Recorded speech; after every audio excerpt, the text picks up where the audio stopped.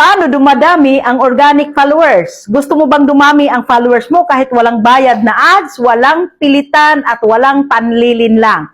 Kung oo, tapusin mo ang video na to kasi sasabihin ko sa iyo kung ano ang effective gawin para dumami ang organic followers.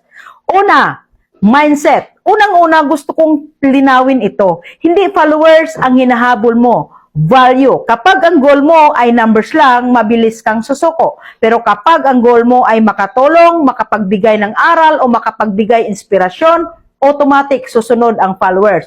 Tandaan mo ito, people follow you not because you're perfect, but because you're real.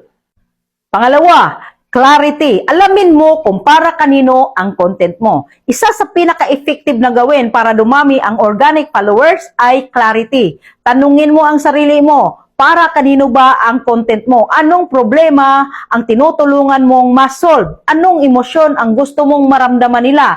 Inspired ba? Motivated or hopeful?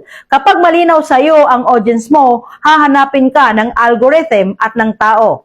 Pangatlo, consistency. Maraming creators ang hindi umaangat kasi perfection ang inuuna. Gusto malinaw kamera, gusto perfect script, gusto walang bash. Pero ang totoo, consistency ang nagpapalaki ng account, hindi perfection. Mas okay ang simple video araw-araw kaysa isang perfect video tapos mawawala ka ng isang buwan.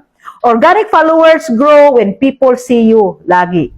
Pang-apat, authentic content. Huwag kang manggaya. Mag-share ka ng experience. Isa sa pinakamalakas na magnet ng organic followers ay story mo. Hindi mo kailangan maging sikat. Hindi mo kailangan maging expert agad.